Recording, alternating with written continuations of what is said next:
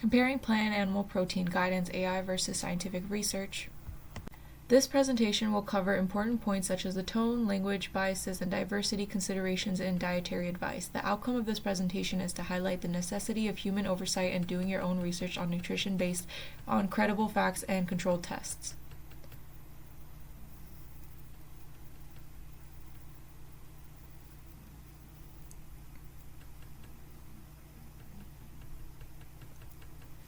ChatGPT's response. Key findings: protein efficiency. Both plant-based and animal-based proteins can efficiently support muscle growth and overall health. Animal proteins are complete, containing all 9 essential amino acids and higher levels of leucine.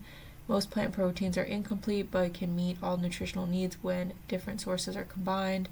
Animal protein is efficient per serving, but eating larger portions or diverse sources from plant protein yields comparable muscle-building results. Research indicates that muscle growth is similar across all protein sources when total daily intake reaches approximately 1.6 to 2.2 grams per kilogram of body weight. Plant proteins are linked to better heart health and longevity. Controversially, high intake of certain animal proteins, particularly processed meats, may involve health risks.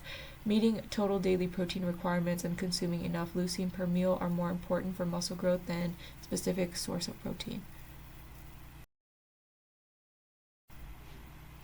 Google Gemini's response states that animal-based proteins are complete because they contain all 9 essential amino acids in optimal proportions. Most plant sources lack at least one, requiring a variety of sources to get full amino acid profile. Animal proteins are more leucine dense and digestible. Leucine is the specific branched-chain amino acid that triggers muscle protein synthesis and repair. Because of their composition, animal sources generally trigger muscle repair more efficiently per gram than individual plant sources. The daily intake recommendations are young adults should aim for 1.2 to 1.6 grams of body weight.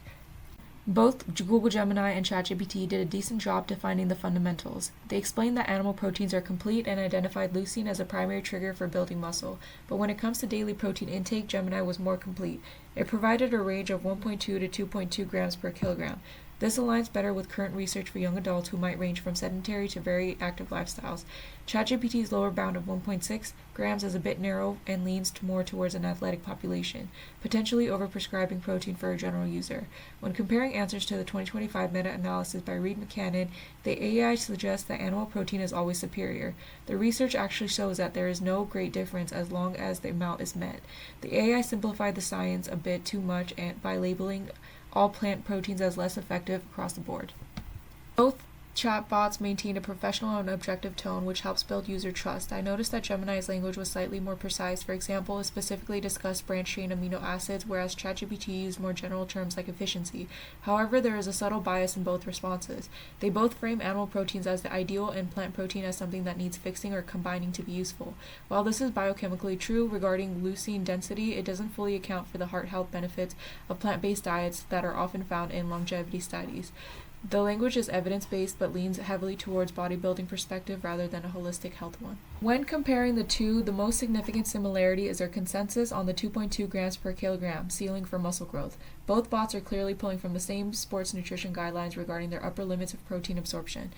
The main difference was the baseline recommendation. Gemini was more inclusive, stating its recommendation at 1.2 grams per kilogram, while is more appropriate for a student or office worker, while ChatGPT stated its range at 1.6 grams, which is quite high for someone not engaging in heavy resistance training. This shows that ChatGPT might be prioritizing maximum growth over general health, whereas Gemini offers a larger range.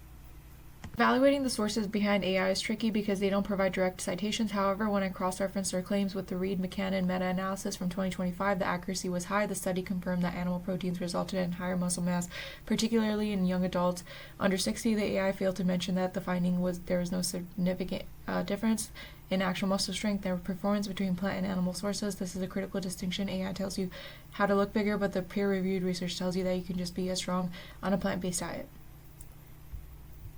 Finally, let's discuss risks and benefits. The benefit of AI is clear. It can take a complex topic like amino acid profiles and explain it in seconds. This makes nutrition science much more accessible to the public. However, the risks are significant when it comes to medical nuances. For example, one of the studies found that simply augmenting protein didn't improve outcomes for critically ill patients. If a user with serious health conditions followed general AI advice to maximize protein, they could actually be ignoring the clinical reality that is not always better.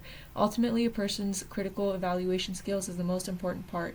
AI can provide the facts, but it cannot provide the professional judgment needed to apply those facts to a specific human life. Thank you.